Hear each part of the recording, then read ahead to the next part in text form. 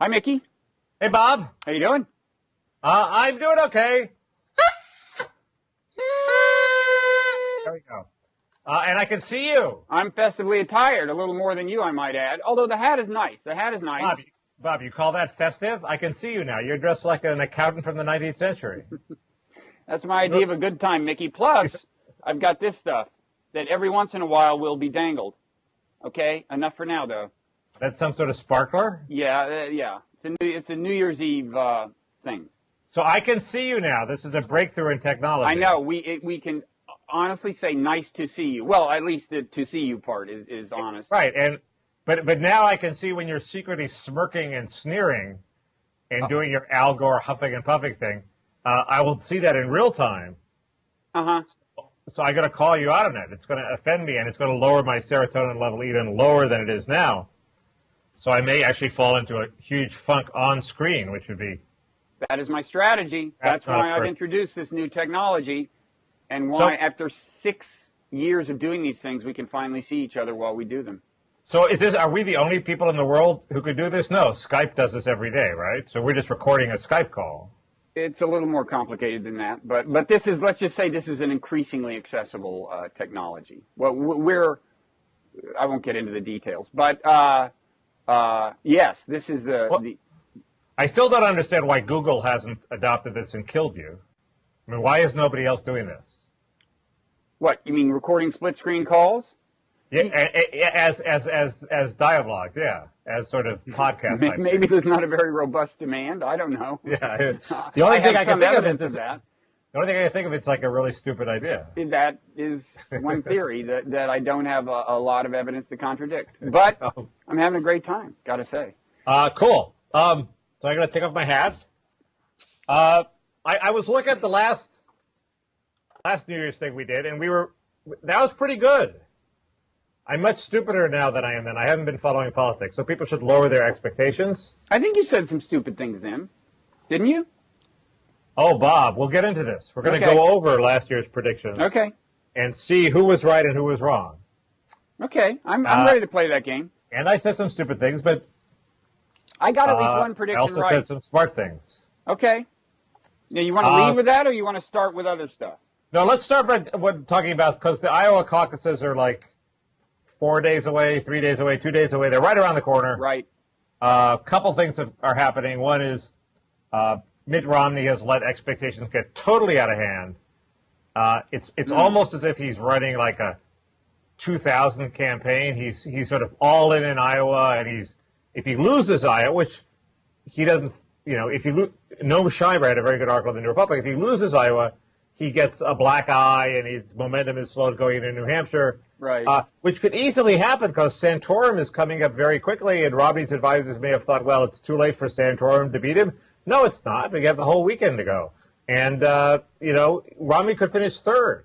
So why not just pretend to ignore Iowa again and go to New Hampshire and, if you win Iowa, great. If you lose Iowa, the damage is limited. A little late for that shift. But the other side of this coin is that if Newt Gingrich, given his extremely now low expectations, if he's in the high teens, what's victory for Newt Gingrich now, given the expectations?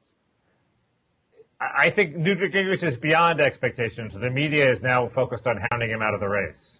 Yeah, but that's why any half-decent showing in Iowa is victory, and he can declare victory over that very media, which he likes to. If he beats Santorum, it's victory.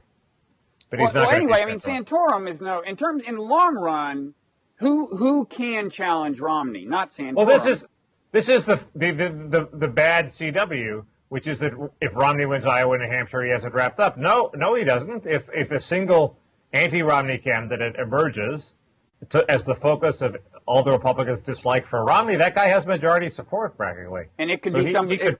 That could be somebody who's in the race now. It could even be Santorum. Weak and pathetic as that is. He wouldn't be running as Santorum. He'd be running as the vessel of the hopes of people who want to stop Romney. And there are a lot of those people in a state like South Carolina that could happen. It usually happens anyway, even with a strong front runner. Bill Clinton lost some, I didn't lose some late primaries. Certainly Jimmy Carter did. Certainly Barack Obama lost a lot of late primaries. It usually happens at the end of a race where people say, oh, is this the best we can do? No, I'm voting against this person. With Romney, it's going to happen a lot earlier because a lot of Republicans really don't like him. So this idea that the race is over just because Romney, wins the first two primaries is insane. Well, yeah, but the logic is that there just seems to be no viable alternative. Well, A, you don't need a viable alternative to bloody him up. B, the media is going to play up the bloodying him up because it needs a story, A, and B, that happens to help Barack Obama and embarrass the Republicans. And also there might be, this year the fantasy of a brokered convention might come true. If Romney hobbles in with more delegates than anybody, but not a majority, or if Santorum does, the Republicans are going to say, wait, we're going to blow the layup here? I mean, we can beat Obama. We're going to nominate a guy who's going to lose? No. And they're going to call, some of the people waiting in the wings, maybe.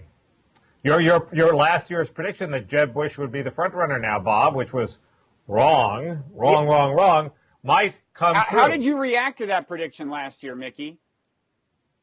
Well, by affirming it, by saying, Bob, that's a genius level insight. I'm with you. I'm on board. Let me sign my name along with yours on that very prediction. Let's go to the videotape, Mickey.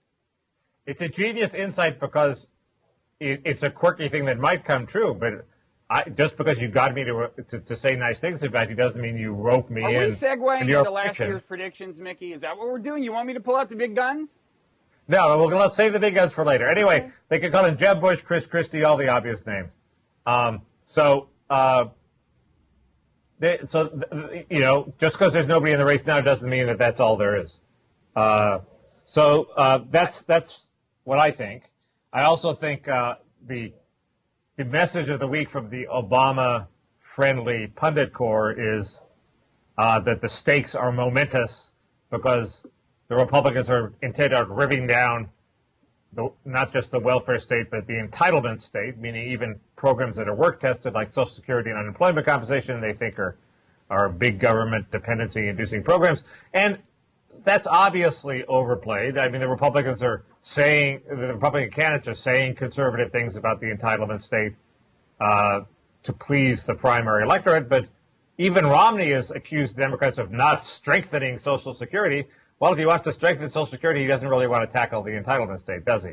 So I don't think the reason I like Romney and want him to win is because it minimizes the risk to the Republicans. If it's Romney versus Obama, not much can go wrong. I mean, the worst that could happen is, I don't know which is worse. We elect Romney or we elect Obama. But in either case, the Republic will probably survive. I mean, you're thinking only about domestic policy. There's a whole other question surrounding foreign policy. What do you think? Do you think Romney is dangerous on foreign policy? Well, the primary season has all the Republicans talking as if they would start a war with Iran on the first day in office. Whether they can wiggle out of that. I mean, at the rate we're going, we're going to be in war with Iran in about 72 hours. But there's that question. If you look at how they're talking, it's more belligerently than Obama. But on the domestic policy issue, I mean, you wrote about this E.J. Dionne post, and E.J. is one of the people. I don't know why I'm calling him E.J. since I don't know him. Because you're buddies. Because we're buddies. I did meet him, I guess, once. But he's one of these arguing we stand at a crossroads between two massively different futures. You're saying that's total nonsense. But you're conceding pretty much. You're conceding that Romney is talking as if he would declare war on entitlements like Medicare and Social Security. He's doing the same thing he does on all the issues, which he talks abstract conservative sort of principles, but doesn't give any specifics that are actually going to hem him in should he be elected or in the general election. For example, on immigration, it seems to me the reason he seems so smarmy is because he's trying to preserve his option of going to the left or going to the proer amnesty side of things in the general. So he sounds mealy-mouthed today. He's saying entitlement induces dependency. Well, entitlements probably do sort of vaguely induce dependency. There are a lot of entitlements that are worth it. I think it's worth having Social Security, even though it discourages savings. So isn't he saying specifically critical things about Social Security and Medicare that could be used against him in a general? Well, he's endorsed I think he said nice things about the Ryan plan. Well, I would think that could be used against. But specifically the Ryan-Wyden plan, which is voluntary. It's still insidious, and I'm still against it. But it's a harder case to make because they have Wyden as a fig leaf and it's voluntary. But it would ultimately erode Medicare. So, yeah, that could be used against it. Okay. But he doesn't want to get rid of even the Ryan-Wyden plan does not get rid of Medicare. It just turns it into a massive voucher. Mm-hmm. I mean, Jacob Weisberg has written that it's a good plan. He says he hasn't endorsed it, but he didn't say it was a good plan. So it's not a crazy, anti-welfare state back to the jungle Republican scheme. I'm willing to believe that on domestic policy, Romney is far from a guarantee of a Goldwater era. That's of course the reason he's going to have trouble getting the nomination is because people believe he's infinitely malleable and believes nothing. So that could well be. I mean, even Goldwater wasn't a guarantee of a Goldwater era. Wow, now that's ironic. I mean, Goldwater, was then held up for the next 20 years by the liberal press as the sensible voice within the Republican Party. Well, it's funny that's the whole history of the Republican Party. Is that it's always the case that whoever was there 15 years ago looks less crazy than they look now, and I think that says something about the direction the Republican Party keeps moving in. Reagan seems more moderate than he did at the time because these people are less moderate. So there. And yet, block after block of the welfare state gets cemented in place, which is probably why the Republicans get more and more radical. What are the latest blocks? What are the latest blocks? I mean, if Bush's prescription drug plan is in place. I think Obamacare is going to survive. That's one of my predictions. Oh, good. So that's going to be locked into place. Nobody's talking about getting rid of Social Security completely. Bush talked about partly privatizing it and got his hat handed to him. Everybody's just talking about it in the context of lowering the deficit, which is a different story. So, yeah, I mean, I think, the only part of the welfare state that has been cut back is welfare. Which has turned into something a little more like workfare. Well, no, it's they eliminated the entitlement, which is a big thing. So they're legally, if a state wants to get rid of welfare entirely, they could, whereas before they couldn't. Mm-hmm. No state has done that. They've mainly chased people off the rolls without really requiring work. That's the tragedy of welfare reform. Mm-hmm. But they were very effective at chasing people off the rolls, so the rolls are less than half what they were, and there is no more entitlement. Okay. Quickly on the E.J. Dionne piece, one thing he did get right is Romney does seem to be massively misrepresenting Obama when he writes, President Obama believes that government should create equal outcomes. In an entitlement society, everyone receives the same or similar rewards, regardless of education, effort, and blah, blah, blah. I mean, the idea... But there is one insight I thought I had preparing for this, which... Should I say it now? I'll pass judgment on it, and then we'll know. Right. Well, it's pretty clear to me that the undercovered story is Obama's corporatism. I mean, it's you can see it sort of everywhere, and the right wing they may try to make a fuss about crony capitalism. It's not really crony capitalism. It could be administered by completely honest technocrats. But the point is that the government intervenes to pick winners and losers, to bail out failed companies. And Obama introduced two other things. Those two routes to corporatism. And by corporatism, I do not mean favors for corporations. I mean the fallacy that where you see the society as not a mass of individuals, but as a society is like a body, and there are people who are the heads of the body, and the proletariat are the legs and arms of the body, and there's eyes and ears who are journalists, and everybody has their role to play in this social corpus, and it's not just a free mass of individuals who are all equal and Mickey, grabbing for everything they can. This is very good use of your hands. This is good use of your hands. Okay. Keep it up. Different people, thank you, Bob. Different people have sort of different caste roles, and the government ensures that those roles are maintained. So if journalism is threatened, they intervene to preserve journalism. If General Motors is threatened, they intervene to preserve General Motors. If Intel is threatened, they intervene to preserve Intel because for various reasons they're too big to fail, or they have to keep their technology base alive. And there are two other reasons. One is two other reasons for what? Remind us. I got distracted by the hand gestures. Two other too reasons big to fail. One reason, the obvious reason is too big to fail. The obvious reason for what? For corporatism. Oh, okay. In other words, if you're too big to fail and you fail and the government bails out, that's by definition corporatism. The government owns you. Okay. You're an officially cemented part of the economy. Okay. You can't be gotten rid of. Too big to fail. Two, the stuff that is it Andy Grove, the head of Intel, talks about, which unfortunately makes sense, which is if we let our knowledge base go to waste, we're going to lose the whole industry to our competitors. So the reason General Motors was too big to fail was in part because the supplier chain would have gone under. All the knowledge of how to build cars and how to build the parts for cars would go under. Same with semiconductors. We want to have the knowledge base of how to build, design, and produce semiconductors. And if we let Intel go under, or if we don't nurture it the way Japan and China do. I don't see how a single car company going under takes the whole American knowledge base down. Well, because not the knowledge base, but the supplier base, because all those suppliers would go broke. Because they have 3 customers, and one of them's gone broke, and there goes their profit margin. Well, that's some suppliers going broke. That's not us forgetting how to make cars and repair them. I mean, which so long as we have 2 car companies, I would think would survive. But anyway, we digress. That's a good point. So maybe it was a bogus argument, but that's the argument. Okay, we may have reached a point where I can pass judgment on this insight, okay. But why don't you proceed to two the more third? insights, which is in Obama's famous Osawatomie speech. I think I'm pronouncing that correctly. He talked about income inequality is rising. That's true. Income inequality is rising. Did he have a solution? No, he did not have a solution because there is no solution. But his idea was that somehow we're going to have benevolent capitalists like Warren Buffett who are going to keep their workers employed even if the market dictates otherwise. Well, if you have these benevolent capitalists, and that's sort of what liberalism has come down to, is worship of charity and Warren Buffett, which is sort of pathetic. You have to protect them against the market because the market will crush them. By definition, they are doing good things that if they were really profit-maximizing businessmen, they wouldn't do. So some other businessman, who is a profit-maximizing businessman, will destroy them unless they're protected. So benevolent capitalism, where you take care of your workers and treat them better and give them raises, that needs to be protected by the government.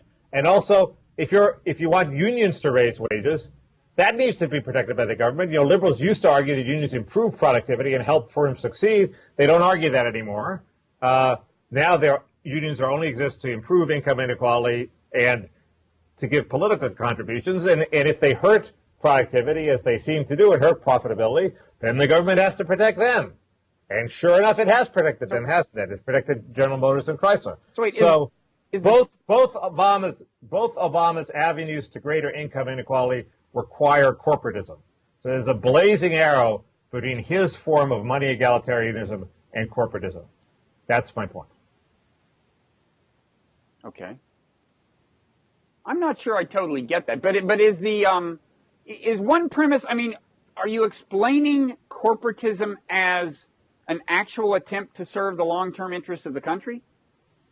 Well, sure. That seems insufficiently cynical. I mean, don't you think it's a combination? Don't you think it's a combination of like responding to people who donate money to political campaigns, and doing things like bail out GM just because, hey, that would be a lot of jobs to lose right now and would be bad politically? Don't you think that explains almost everything? It inevitably degenerates into A, doing favors for your campaign donors, and B, being partisan. So, Pepsi is the Republican firm, Coke is the Democratic firm, so when the Republicans get in, they help Pepsi, and when the Democrats get in, they help Coke. There's a lot of that goes on, too. But that's icing on the cake. I mean, that's just the corruption. I'm trying to confront the core idea, which is, what if you did it honestly? Would it still be good or bad? And how to stop it? And it seems sort of unstoppable because of the first two things, the two big And you're saying then following the true logic of corporatism in the sense of what is good for the country leads to greater income inequality? No. I'm saying that Obama's attempts to counter income inequality all require corporatism, i.e. protecting people from the market. Okay. Corporatism, in a truly free market, corporatism can't survive because somehow the state's designated champion firms go broke. and a new firm emerges. And, when the state intervenes to protect its champion firms, then you have corporatism. So have you written this up? Not all the way. I wrote a piece that implied there were four paths to corporatism after Osawatomie, but I didn't realize that, I didn't state clearly that Obama's chosen pathetic routes to try to equalize incomes both require government protection. Well, maybe this is why I prefer straightforward progressive income taxation on a much steeper scale than we have right now. But even I wrote a book about that, Bob, which you helped edit. You would need effective tax rates way beyond what Sweden has. They'd have to, now the effective tax rate on the rich is 26, 27, 28%. It would have to go up to over 50%. It's just not going to happen. And then if income inequality continues to increase, then it would have to go up even higher. Well, going up to 40. 40. You can't fight. It's an old left-wing point, but it's true. You can't fight the income inequality that the market generates by redistributing through the tax system. That's a liberal fantasy. No, you could have 40-45% upper rates. Even that's not. If you want to go back to the income inequality we had in the golden days of the World War II, that's not enough. No, I'm not saying go back there. I'm saying two things: make things somewhat more equal, and meanwhile do a little deficit reduction. So I'm all in favor of taxing the rich for deficit reduction, but it makes it a little more equal. So big whoopee. That's. I think that's pronounced. What's so important about that? I think that's pronounced whoopee. I think have you been in Europe? I've been in India. Big no. whoopee. It's big whoop. Yeah, you can't distract us from that faux pas. You mispronounced whoopee, okay. Mickey. Big whoop. Okay. Okay. Anyway, New Year's Eve. There we go. Glitch break. Okay. I don't know why is it such a great triumph for liberalism if the rich, instead of having 150 times more than the average pay of the worker, have 140 times? How does that affect society? It affects it marginally. Another way to look at it is this: if you got to do deficit reduction, and you want to do it without reducing the welfare of lower and middle income people in absolute terms, in other words, without reducing the amount of money they have, then you make the income tax code more progressive. That's the way you do it. Okay? It would lead to somewhat less inequality. It would also buffer lower income people in absolute terms. Look at it that way. I don't care. How does it buffer them in absolute terms not to take money? Because you don't have to increase their tax. You increase revenue without increasing. To increase revenue without increasing taxes at the lower end is to make the system more progressive. But it doesn't make their welfare any greater. It just fails to make it worse. Right, which is the alternative if you got to close the deficit. Well, the problem is if you raise marginal tax rates too high, you bring back tax shelters. So if you can do it through tax reform without raising marginal rates, I'm all for that. Should we move to the festive New Year's part of our... Yes. So I predict Romney's going to in for a long, hard slog. That's one of my predictions. I predict he's not. That's maybe my only prediction. Really? You think he's going to wrap it up? Yeah. I predict a growing sense of inevitability. Even though the mainstream media has a vested interest in making sure he doesn't wrap it up, so they have a story to write about for the next 6 months? I would love that to be the case myself, for my own entertainment value. But yeah, even though it just seems to me there's nobody. We've had this argument anyway. Yeah. There's a counterexample to my point, which is I thought John Kerry was in for a long, hard slog and not on a glide path to victory after Iowa. And it turned out he was on a glide path to victory. He was never challenged seriously again. Although in that case, completely insane. In that case, before Iowa, he didn't have any sense of inevitability. But the question is, we're 4 days away from Iowa being over. So, what I will say, my prediction is that the only candidate who can become a rival of Romney's is the person that pretty much everyone is saying is almost out of the race now, is Newt Gingrich. He's the only one I see who can... The idea that Gingrich could come back is an interesting idea. I just don't see who else. He is clever. Now, are they going to have more debates, or are the debates over? Oh, I'm sure they'll have more debates. Okay, he's clever. Debates are his whatever the word is I want to say after his. There's a word for that. Métier. His what? Métier? Forte. Forte. Yes. Okay. But so there. Okay. Well, so do we want to go over last year's predictions before we do this year's? Yes. Well, you seem so eager. You seem to I'm not think eager. you've I'm got not- a I lot. didn't- You I seem to didn't think do you've that. got a lot to brag about. I didn't do that well. Well, you've got something you want to trumpet about last year's predictions and how prescient they show you to be. No, well, I don't know. Let's just go over them. I said the UAW would fail to organize plants in the South. Correct, although the failure is still ongoing. They said they'd aim a target, then they backed off that. There was a very good Reuters article about their attempts that said basically there's no way they can their target is VW. There's no way they can organize the VW workers because they're paid $14 an hour, which is about the same as new GM workers are paid. But so they hope to get a union imposed on them by calling on the European unions to force VW to accept the UAW in sort of an inside job. Mm-hmm. And the European unions are sort of don't want anything to do with that. Okay, so you're so you're I claim trumpeting victory. You're trumpeting your having been right about the UAW. Okay, I claim victory. Okay. I said Obama. That was the actual trumpet. Go ahead. I said Obama would sign an E-Verify bill. I was wrong about that. I didn't realize that having failed to give amnesty to ethnically pandering Latino politicians, he would do everything, pull out the stops and give them everything else he could possibly think of, including suing Arizona, setting up a special hotline for illegal immigrants, having a de facto amnesty where you only deport criminals and basically let all other illegals stick around. So he is not about to sign. You can't trumpet that. So that's me celebrating the fact that you can't trumpet that. I was wrong. I said PolitiFact would be in trouble, and lo and behold, PolitiFact is in trouble because I haven't noticed PolitiFact being in trouble. Who's it in trouble with? Their lie of the year is usually a Republican lie, and this year they said that the Democrats lied when they said that the Republicans would destroy Medicare, which is obviously a matter of opinion, and the Democrats are going crazy and they're ganging up on PolitiFact. So we have a left-right pincer action to destroy PolitiFact. So they're in trouble. When anybody other than you notices that this has happened, I'll call that vindication. Well, they haven't packed up the shop, but they're in disrepute. The other thing you predicted, in a similar vein, is that Google would get into trouble for its left-wing bias. Did I miss that story, Mickey? I was wrong about that. What? I was wrong about that. That didn't happen. I, however, was hugely right, and you were skeptical when I predicted there would be a big debate about income inequality. That was your big winner. But was I skeptical?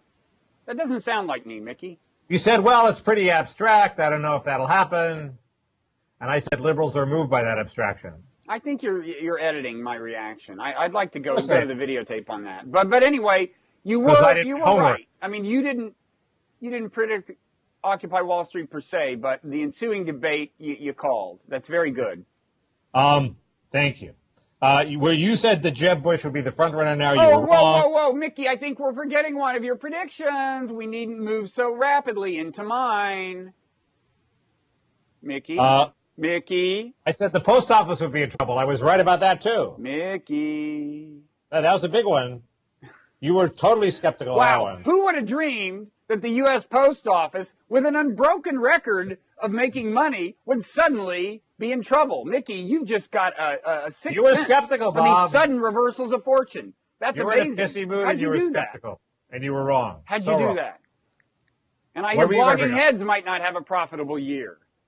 You said, Bob, that Blogging Heads would still be around a year from now. It is around. It's around, but we'll get to that. It's around now. It'll be around next month. It'll be around the month after that. We will get to that at the very end, and I will be proven once again undead. It's a zombie. Undead. We'll get to my debunking of that particular misconception, Mickey. So where was I wrong? You were about to gloat about Mickey something. predicted last year the drug war will get so violent that there will be a legitimate argument for letting millions of refugees into the country. Now, I may have missed that argument. Did I miss that legitimate It argument? happened so fast. No, it didn't happen. I was wrong about that. Okay, That was and you know what? You know what? I replied. The beauty is that gave me the occasion for my one accurate prediction. I replied that, quote, that prediction will be seen as another Mickey Kaus paranoid fantasy. Oh, I don't think it's involving immigrants from the South. Nobody cares about Mickey Kaus, but it's certainly people are certainly worried that the drug war will send a lot of refugees over. Mickey, I just want to set the record straight. I care about you, man. Seen by you. Well, you had that view earlier. Anyway, I think it's still a possibility, but I was wrong about it happening this year. There were a couple things that were holdovers. Like I predicted that the healthcare cost curve wouldn't adjust. Well, should I have expected it to do it in a year? It's still not going to adjust this year. I predicted a big death panel debate. That didn't happen last year. I think it might happen this year. But I was wrong that it didn't happen last year. It had happened when you made the prediction, right? Well, I meant a bigger one. Like there'll be a big debate over whether they get rid of the actual death panel in the legislation, the Independent Payment Advisory Board. And that might happen. It's probably more likely to happen in 2013 after we reelect or elect a new president. But I was right too soon. So maybe I was right too soon about the prescient. That's border your problem, refugee Mickey. Too damn prescient. Right. I'm either right or right too soon. Those are the two possibilities here. I agree. And I'm just right. I mean, in the sense that that's my last. Well, you said, let's see, you said there was a weak GOP field. You were right about that. You said the story this year would be what happened to the Tea Party? Gee, where's the Tea Party? How did it disintegrate? That is not the story. The story is who will the Tea Party back, because it is still a vibrant force. So you were wrong about that. No, you're right. The Tea Party is actively screwing stuff up even as we speak, and actively damaging the Republican Party, which I'm not necessarily opposed to. Sometimes you're happy to be proven wrong. Apparently, my old thesis advisor, Theda Scotchpole, has a very good book coming out on the Tea Party, where she points out that they're basically all old people who love Social Security and Medicare. So they're actually up for grabs.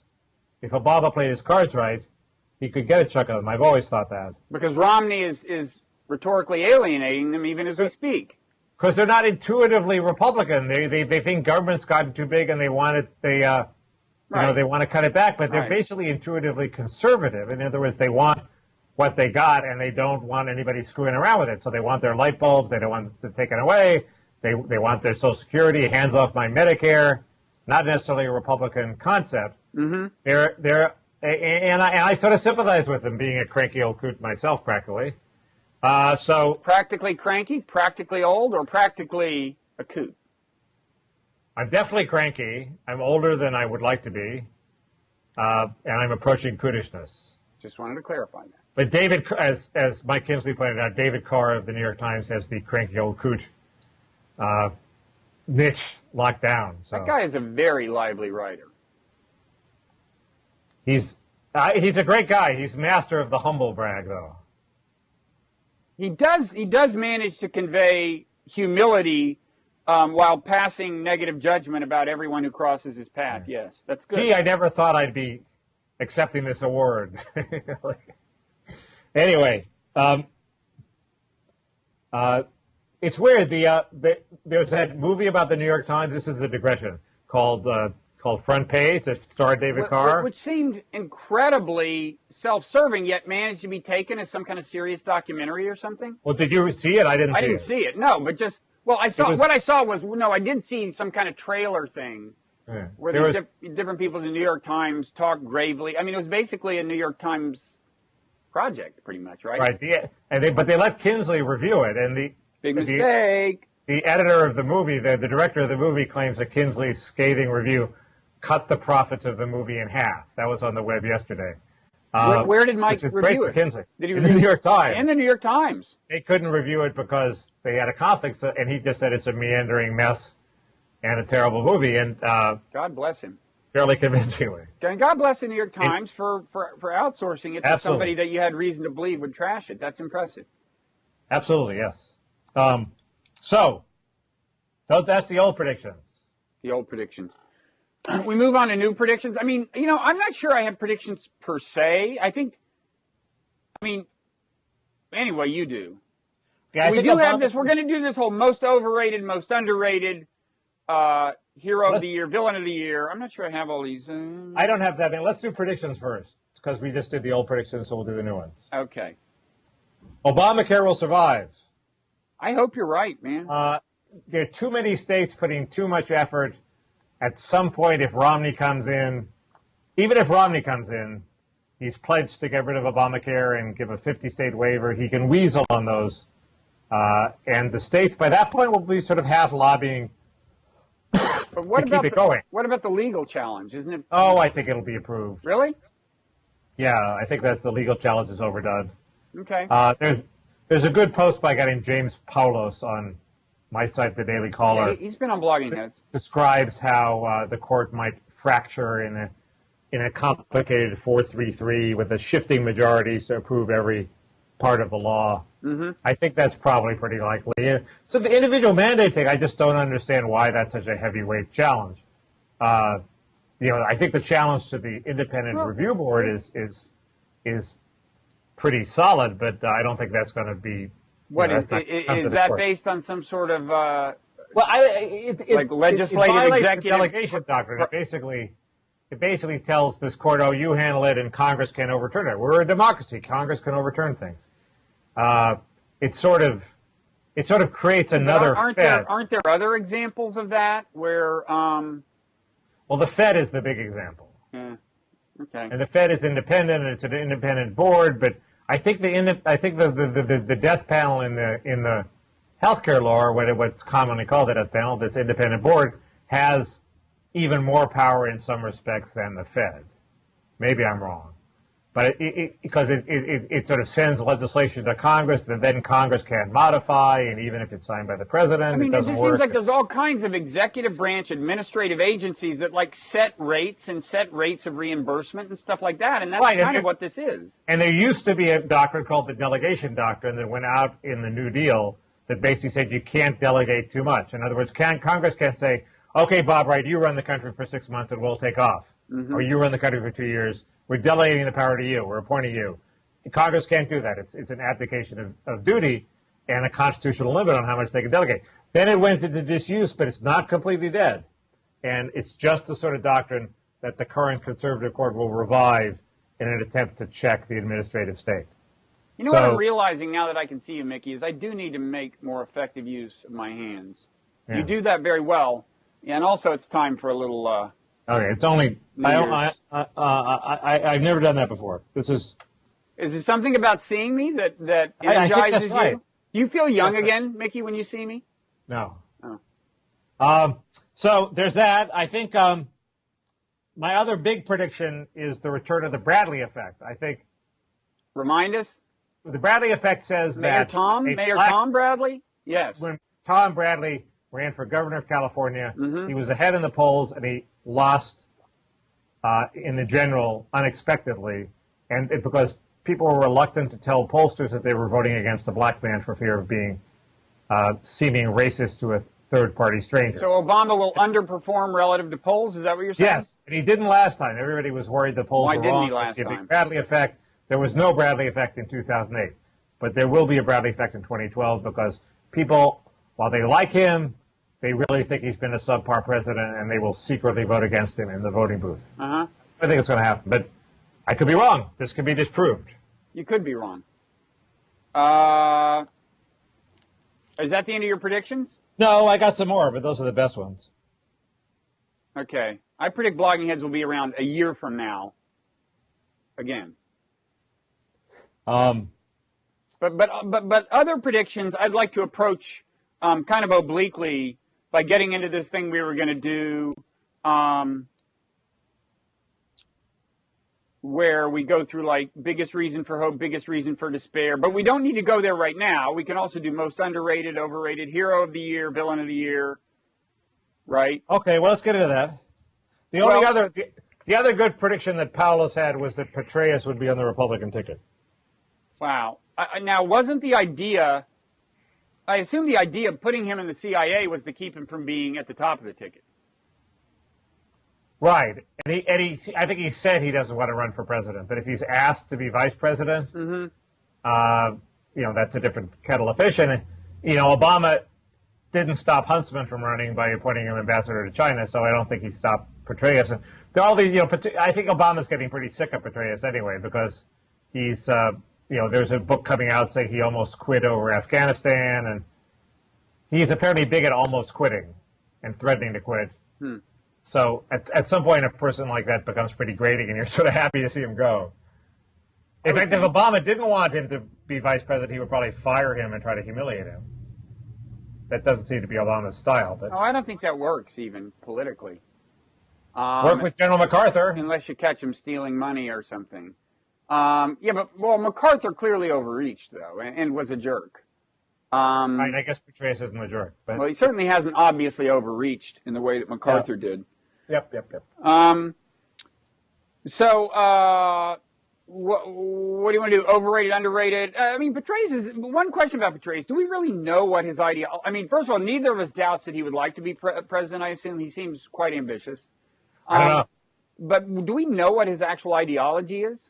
I don't. Because I've made the argument, maybe, and I think other people have, that counterinsurgency was a kind of a left-wing foreign policy doctrine almost. But it appreciated that the opinion of people abroad really matters, and you have to focus on satisfying grassroots opinion. Right. Petraeus, after all, isn't the guy who got us into Iraq. He's the guy who devised that strategy once we were there, and I don't know what else we have to go on in terms of his ideology. Well, I'm sure if we read books carefully, we could find out, but I haven't read those books. We haven't. So. We don't read them carefully. We just read them. Yeah. That could lead us to the most overrated. Books are the most overrated? No, there's a book I read about somebody I think is the most overrated. Okay. Now, Steve Jobs. Exactly. Now, it's in a way unfair to call somebody the most overrated who died, not because it's bad form, but because death tends to lead to exaggerated praise, right? Right. That's the way we do it in America. In Britain, they apparently write very nasty obits, but he died prematurely too, so that was even worse. He did. And then Christopher Hitchens died, but I think it's definitely too early for me to argue that he was overrated. Hitchens was almost my hero of the year. Oh, was he? Oh, well, we can get to that. I couldn't think of anybody else. But you're just trying to start an argument with me. You don't believe it. You're just trying to start an argument with me. No, I think he was a pretty amazing person, and he was. Jake Weisberg described how Hitchens was dying, and he said, well, he had a weekly column, and every week his column would come in on time. Yeah, no, that amazed me. Hitchens goes in for another round of chemo, and yet he meets his deadline. That completely amazed me, how he kept it up. You're right. Maybe I should choose him for my most overrated, because then my most overrated would be your hero of the year, and that would just be such a great irony. But I don't think so. So why was Jobs overrated? Well, I read this. I actually listened to the biography by Walter Isaacson, so I think I know a little bit more about him now. And he was a totally amazing person, and in some ways a real inspiration, although just an incredible jerk in many ways, according to this book.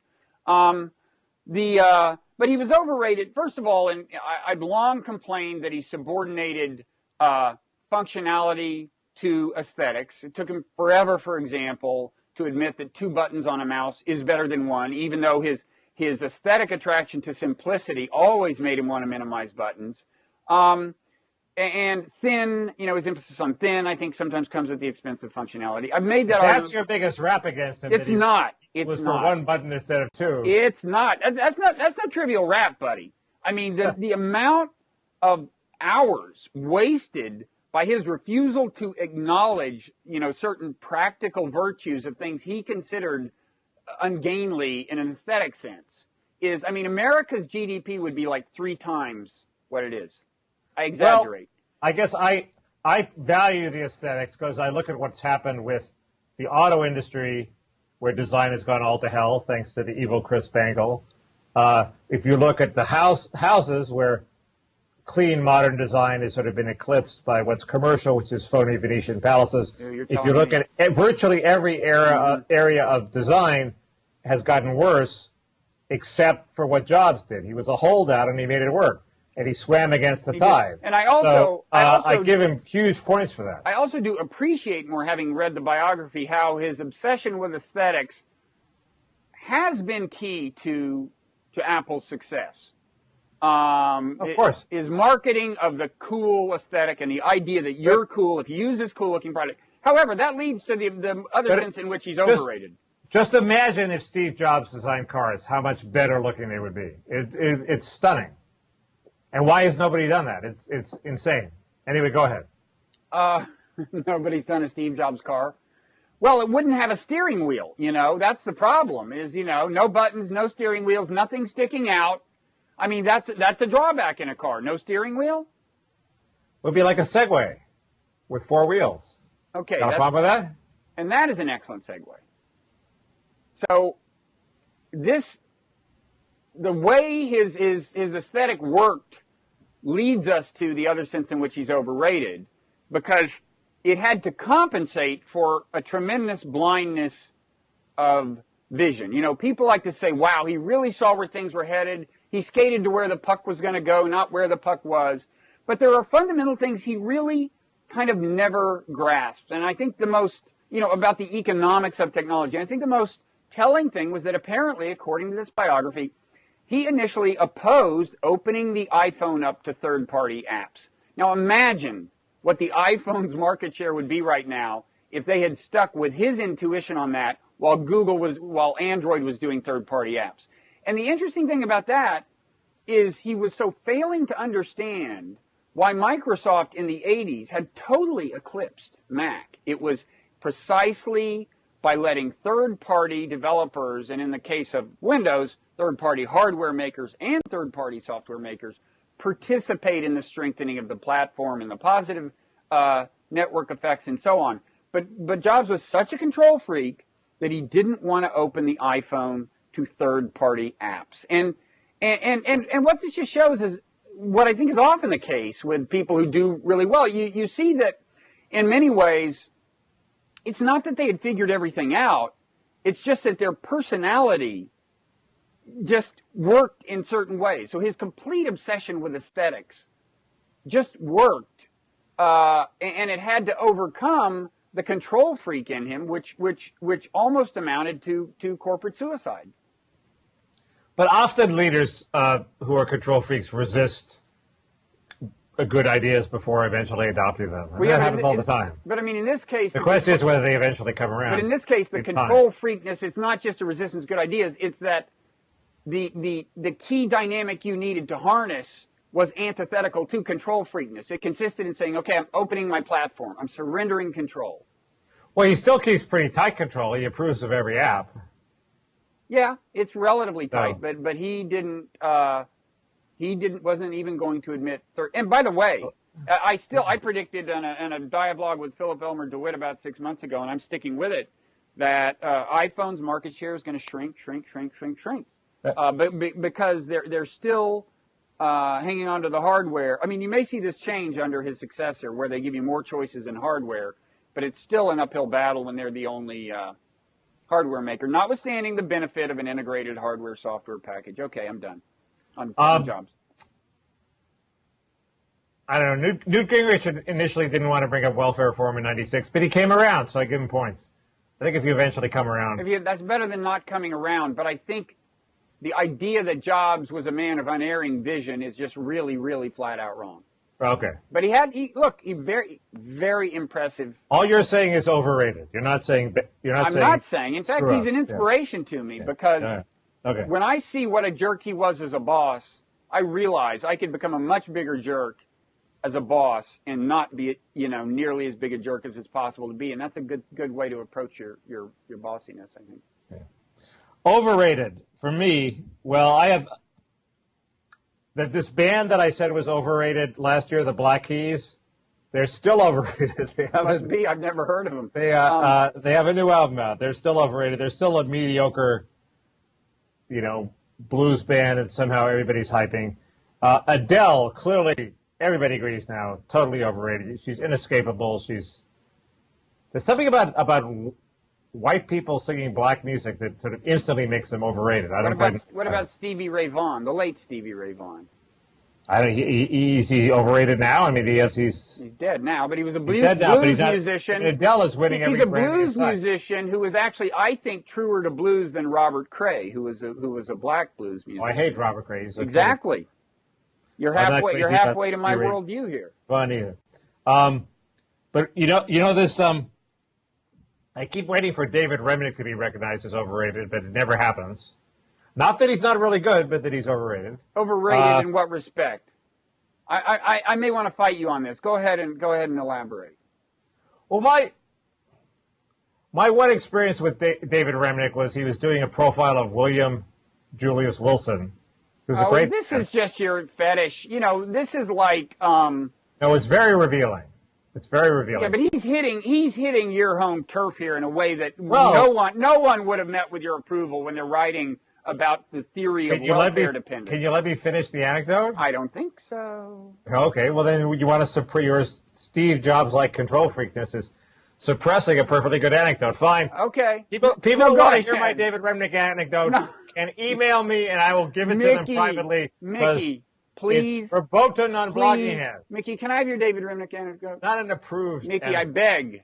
I beseech you.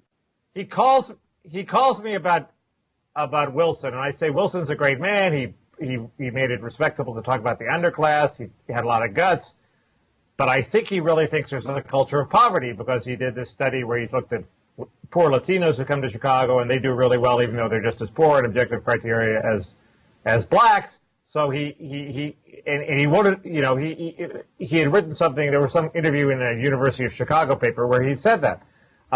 So Remnick called me back half an hour later and said, "Oh, I talked to Skip Gates, and Wilson only says that in private, not in public." Well, there's your story, damn it. You know, Gates says he doesn't believe in a culture of poverty, but yes, he does. That's a great story. It's a scoop. Of course, none of that appeared in Remnick's article. It was all Wilson, great man, because, you know, the New Yorker has to keep Skip Gates happy, so they wrote a puffer about Wilson, which could have been a hugely important story, and also said what was great about Wilson, which is there's certainly a lot to say there. So that led me to think that he shades his pursuit of great journalism, as do all of us probably, by the need for institutional survival. Pretty damning concession you made that this indictment of David Remnick consists of accusing him of being like everyone else. Pretty self-deflating. Well, he's not a god. He's treated as like... He's not a god. So that's our news. That's our headline here. And a lot of the economics and politics pieces they publish are pretty middlebrow. They're dumbed down. John Cassidy did a great piece about how Marx, the hottest economist in the world, was Karl Marx. Mm-hmm. But he spent so much time explaining to New Yorker readers who Karl Marx was that he never got around to it depends on the audience you're looking for. I mean, that's what the New Yorker is. I mean, it is a general interest magazine for a very well-educated group, but it's not the web where Mickey's blog is just read by welfare fanatics. It's you know, I mean, my really good magazine dumbs itself down, is intelligible to the masses, and yet makes the key points. The New Yorkers often spends. Well, I don't know. I mean, my only beef is maybe related, which is that they often use the narrative device where they have to, before explaining the idea, they have to say, and I went and had lunch with a person who had this idea, and they had this to eat, and now I'm going to tell you what their idea was. I personally think it's impossible. It is possible to impart, you know, narrative power to the sheer exposition of ideas without having to have literal narrative accompanying it. Yes, I agree. But that's different from dumbing down. Right. Okay. That is a historic failing of the New Yorker. Going back millennia. Yes. So anyway, but last year you said you didn't want to. I said I'd ruled out people who I was jealous of and had an antipathy to because it would look too petty if I made them overrated. But if you did that, we couldn't have just talked about Remnick. So I'm relaxing that constraint. Or Julius Wilson, because your true resentment was that Remnick wasn't writing about you. No. Because you no, think no, you know more than William Julius Wilson. Remnick's a perfect... No, I don't. Remnick is a perfectly nice guy who I'm not jealous of. But Howie Kurtz, on the other hand, had a really horrible year. I mean, look at this guy's year. He starts out by writing a correction a month too late, saying that an interview he conducted with Darrell Issa wasn't actually an interview with Darrell Issa, it was an interview with Darrell Issa's aide. And he delayed this. That's a significant correction, I've got to admit, Mickey. He delayed this correction for a month. He didn't do it right away, and he was reminded of it when Ryan Lissa called him about it. Right, he was reminded that it might go public and it would be embarrassing. He publishes. He says that he writes a tweet saying that turns out this Wienergate story was fake. Isn't it great that some people wait around for confirmation? Okay, so he has the huffy. The Wienergate story was fake. You and I had Wienergate nailed from the beginning. So he was wrong. Let's give us some credit. Second, and finally, he publishes a quote from Pelosi about how Obama can't see around corners that may actually have been true, but it may just have been off the record. But anyway, he has to retract it, embarrassingly. So it was a non-quote from Pelosi. And even if it was off the record, it's interesting that you can't. Howie Kurtz reported 9,000 things last year, and anyone so jealous of him as to obsessively follow his career could find 3 things he got wrong. Now, this is not that you're that person. I'm not saying that. I think one person who was upset with his performance last year was Tina Brown, Bob. What did he do? I suspect she keeps him on because he has a TV show. He's unfireable. She must be paying him some ungodly sum. Not that I'm jealous of that. No, you wouldn't be. You're not the kind. No. To produce this stream of embarrassing errors for Tina Brown that gets her in hot water. Why isn't Tina Brown paying us a lot of money? Do you know?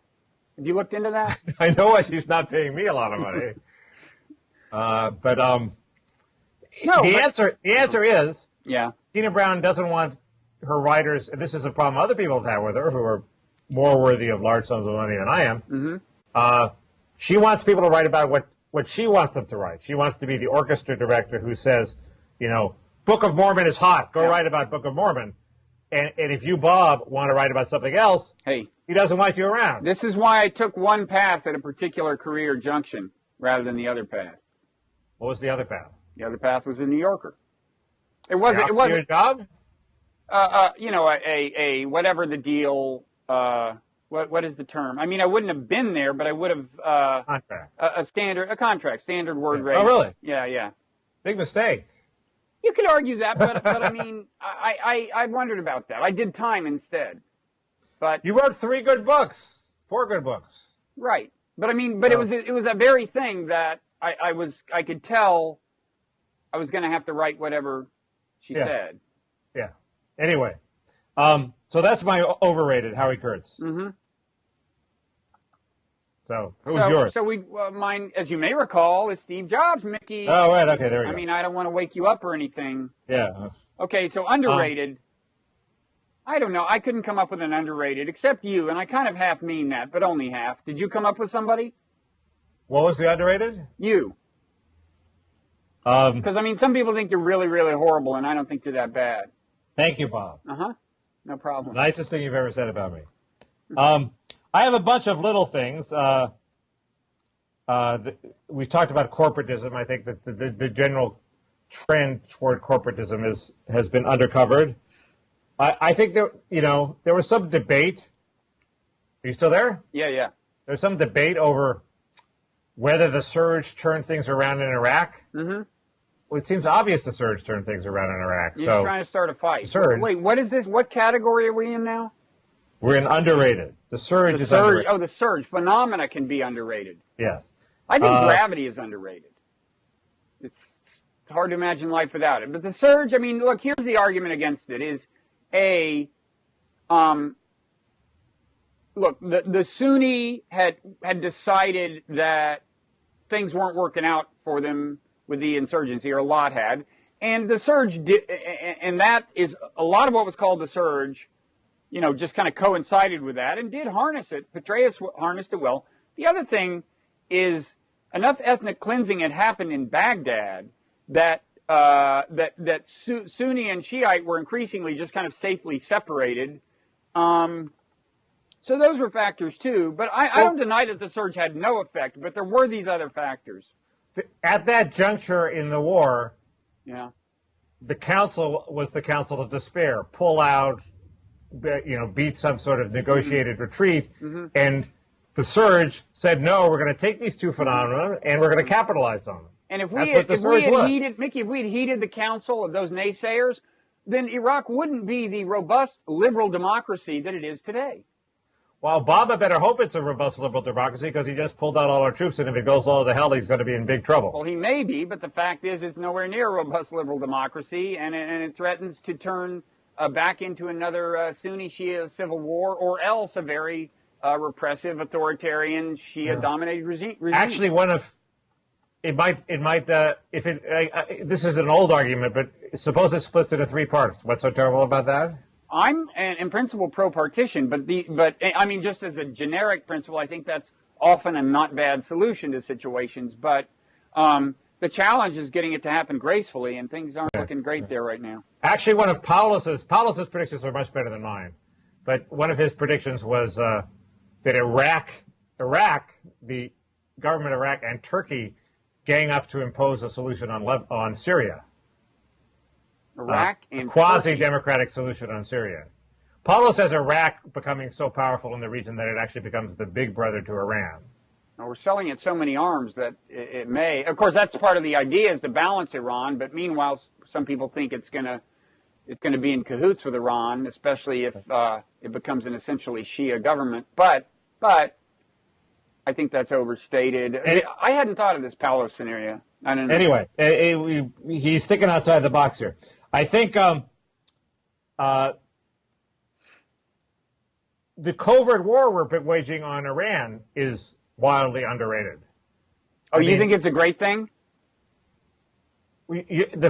Sending a computer virus instead of starting a war, yes, I think that's a good thing. And assassinating their nuclear scientists, you like that? Instead of starting a war in which hundreds of thousands are killed? Well, actually, right now, it seems to be leading. These kinds of things seem to be possibly leading to war. I mean, because I'm sure you favor this latest, more severe sanction that would amount to a kind of embargo of Iranian oil if it's implemented of their oil exports. I don't know. Do you not favor it? Oh, there's all kinds of stuff I don't favor. I don't. So your attitude is just let them get the bomb. I think letting them get the bomb is much better than war, especially since we just have no... But you're saying it's much better than sanctions. Well, what I'm saying is the kind of mindless sanctions we're starting to implement threaten to lead to war. This would be a good segue to my hero if that's where we're going. But we can go to there. You want to go there? Yeah.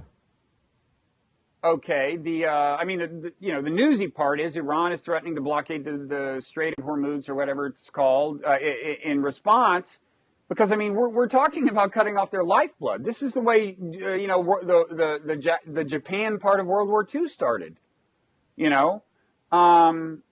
And you're putting them in a real box. And worst of all, I'm not sure how it's going to play out, but worst of all, doesn't seem to be going through the United Nations, which would be a legitimizing body, so far as I'm concerned. It'll be either unilateral or some kind of ad hoc coalition, I guess. But anyway, you want to move to my hero? So we started World War II also? Well, I think with Japan... You buried the lead. Leaving Germany aside. No, I'm not talking about the Germany part of World War II. Germany started that part. But getting Japan involved and turning them into an ally of Germany, I think look, I don't know that much about this, but we clearly did impose sanctions that, I guess it was oil, right? Except it was oil imports in that case, right? With Japan? I don't know. No, we put them in a tough position. And that's an underreported thing in like American, junior high textbooks. But not in Japanese junior high textbooks. You can bet on that. So anyway, my position on Iran. I think the villain of the year and hero of the year for me will take us there. Go ahead. Should we do this now? Villain of the year, Bill Kristol. He's kind of leading the march to war. in exactly the way he led the march to the Iraq War by exaggerating the threat posed by the country in the event that we don't have a war with him, and B, downplaying the negative consequences of the war. That it's clear that he did that in the case of Iraq. It's amazing that he and his allies are doing that with Iran, and everyone is more or less swallowing it. Amazing, shocking. He is my villain of the year. And why do you think he does that? Is it because he takes orders from Netanyahu? Is it because he's sincerely idealistic and thinks it's a good thing? Is it because he knows that it has an instrumental effect in terms of whipping up the Republican electorate and defeating Democrats? I think every con man believes his own con, and I think he's actually sincere. I was going to say, I do not purport to have insight into his the inner workings of his soul, but I was going to say it could be more than one of what you said, because people tend to believe their own cons. And there aren't many people who go around thinking, well, I'm consciously disserving America's interests or blah, blah, blah. You know, so... no, he would never think that. Right, that's what I'm saying. So I think he probably feels sincere about it. But there is some argument about Straussians presenting false arguments. Yeah, it's funny. Conservatives say the same thing about Muslims, don't they? Anyway, there is an argument. Both be right. This was apparent. I think this was maybe part of Straussian. I don't pay that much attention to kind of intellectual lineage. I think it's overrated.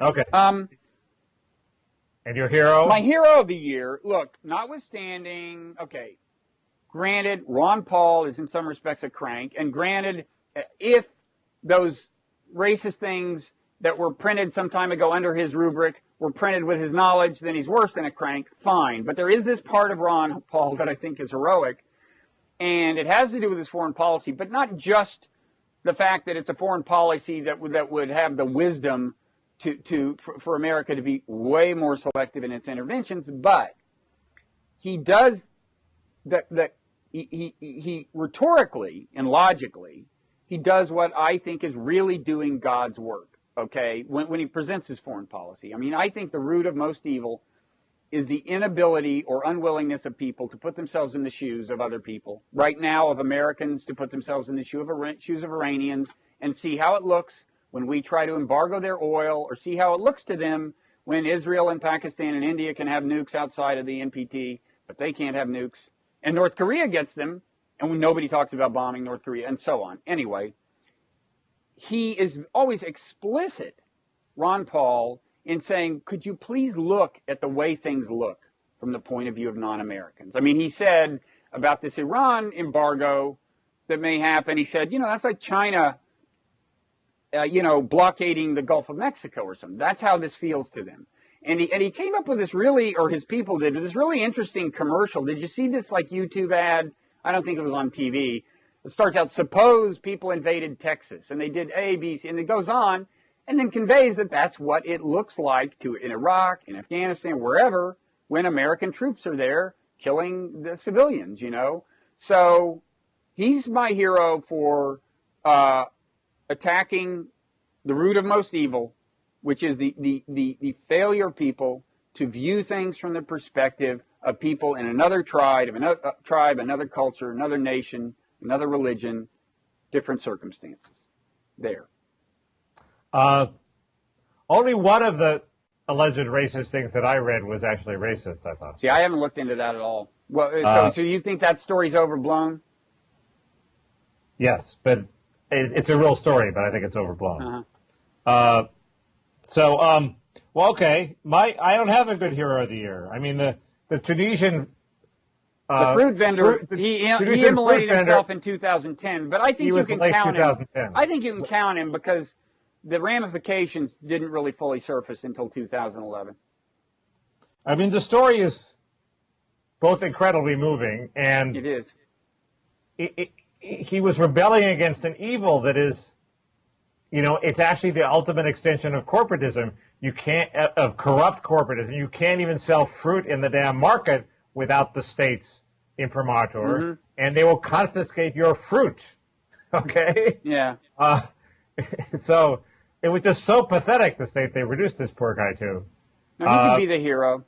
You could make the internet the hero if you believe that it has helped energized the Arab Spring, much as Time magazine made the computer the person of the year, or maybe man of the year, as they were probably calling it then, back when Steve Jobs thought he was going to get it. They just gave it to the damn computer, I think. I think Obama has sort of turned it into an anti-heroic age because he himself is such a not a hero. Yeah.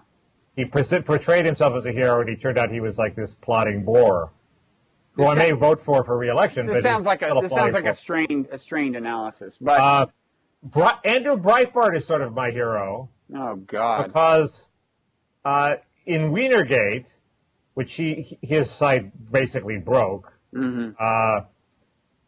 Right at sort of in the middle of Wienergate, there were doubts about, the tweet was captured by this one person who nobody knows who this person is. Okay, mm-hmm. I even forget what his name is, but in the middle of Wienergate, Breitbart actually had doubts about this person, and he turned on his own source because he wasn't sure the source was truthful, and he said, right. Come out wherever you are. I recall and that. all the partisan Republicans said, why are you doing this? This is our guy. This is our champion who's going to bounce Wiener. And Breitbart said, I don't care. I don't trust the guy.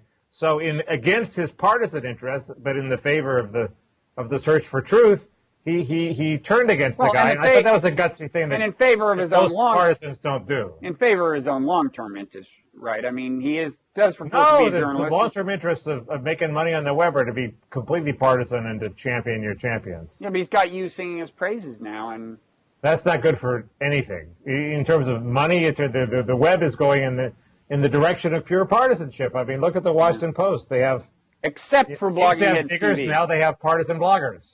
Except for Blogging Heads TV. So we've been on more than an hour, but we have more to say. We're not done. We don't. Well, the biggest reason for hope and the biggest reason for despair.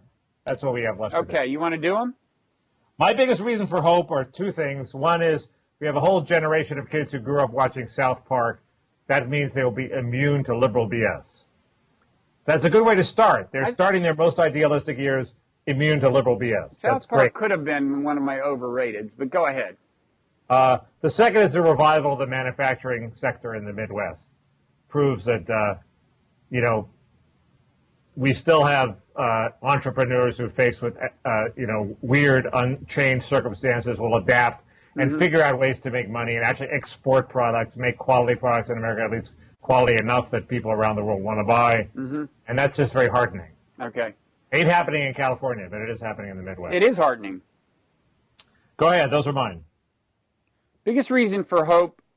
Globally, I'm heartened by this is kind of a snoozer, but the European Central Bank's decision to really get aggressive. And as a New York Times piece explained it, at least, become in effect a lender of last resort to governments, even though it can't afford politically to admit that's what it's doing. It's found a circuitous way to become a lender of, in effect, or you might say a lowerer of interest rates for governments of last resort. You like it because it's one step in the direction of world government?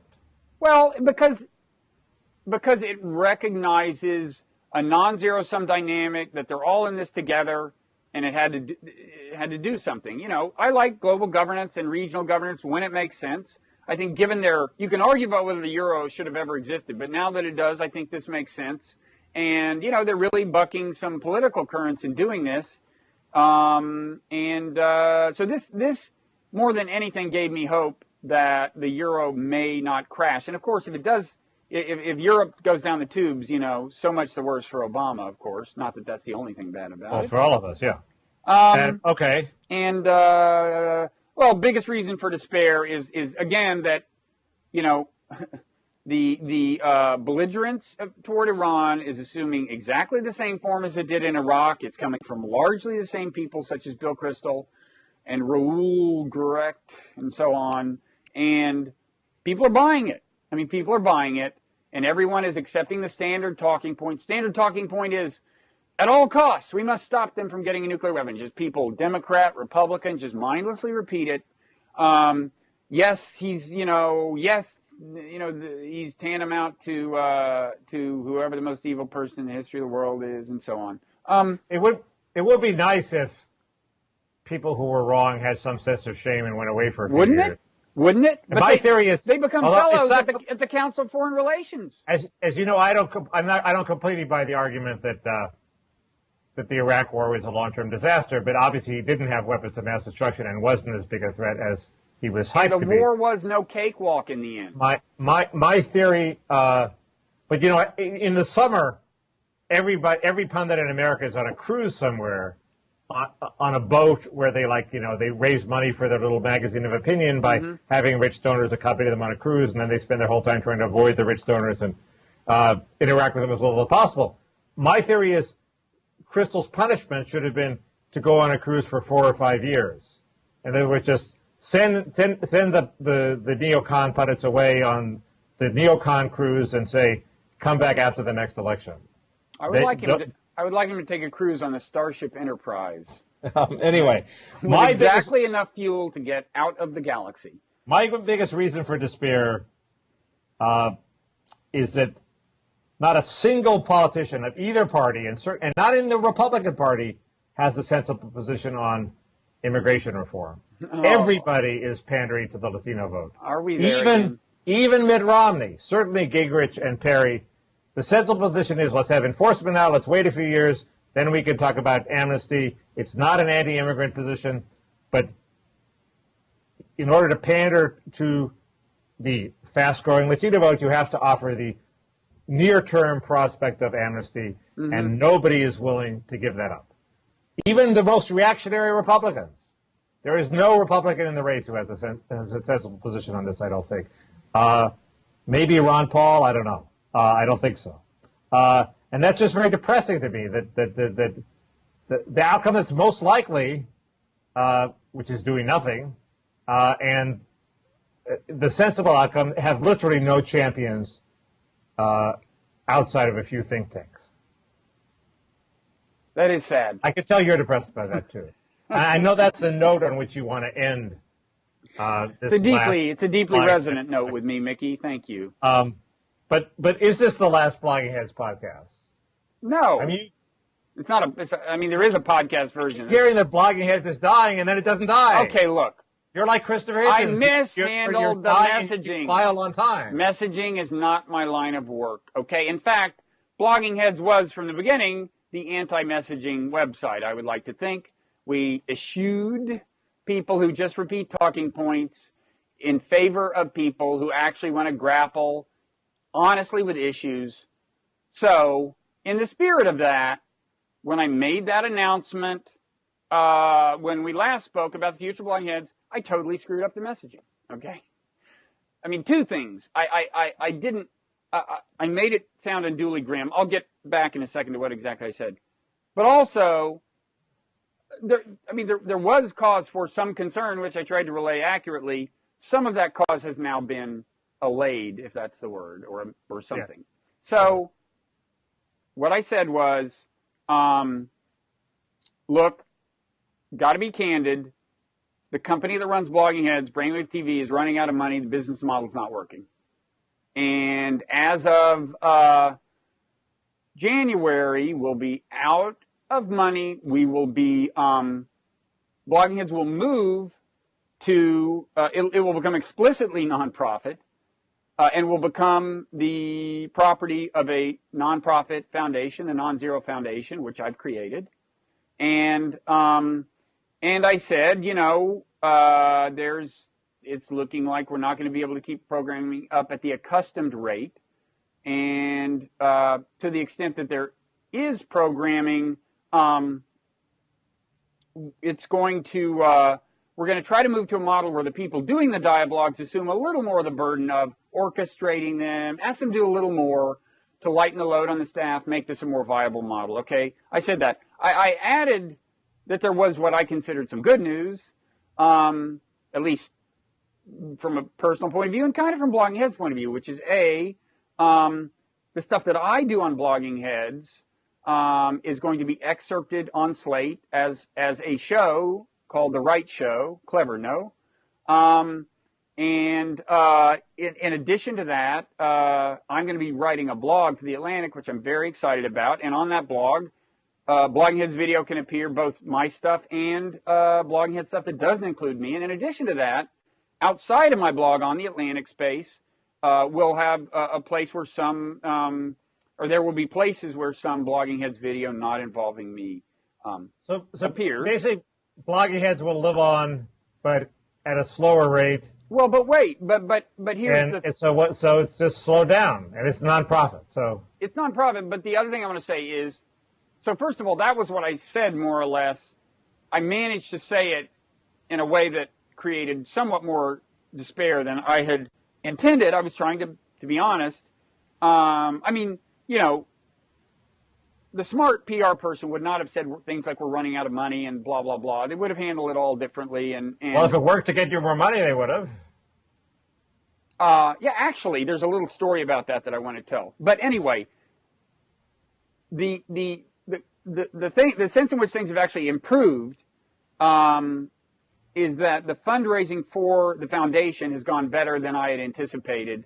And as a result, the transition to the new model, what I hope will still be the transition of the new model, is going to, there's going to be more continuity with what we're doing now than I feared. Okay, so I think there's going to be more content come the first week of January, or beginning January 3rd, when this kind of takes effect. I think we're going to be able to put up content at pretty much a daily rate, although that's going to involve somewhat more stuff by me, that's true, but there's going to be a fair amount of traditional stuff, and things are just looking better than they were. So forget I said anything. Never mind. Never mind. I'm not saying it'll be exactly like it was, but you have to go ahead. Corollary of that in human terms is that at the time I feared. At the time, I had no commitments of funding for the foundation, and I had the darkest fears about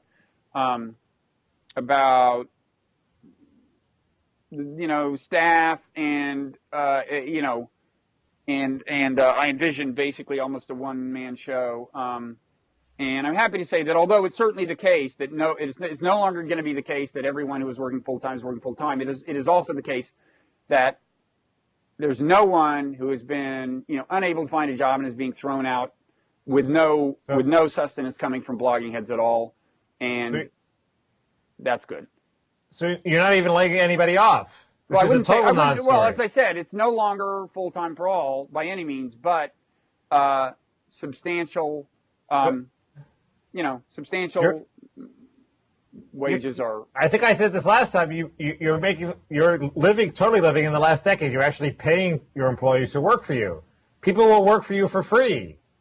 You could run the whole place with interns, very good interns from top schools. We may do a great job for you, and maybe they'll even pay you. You do not have to pay them. They're schmooze. We may make more use of interns. In the current economy, nobody pays anybody. We may make more use of interns, but beyond a point, I don't know. Anyway. Two things quickly. The site is being redesigned in a way that will be more amenable to the new model I talked about. It's going to be very different. There's going to be no carousel. It's going to look different. Prepare yourselves for that. I'm excited by the creative potential of the new design. And I'm very excited by the whole synergy of kind of blogging and the Atlantic and Slate as distribution avenues and so on.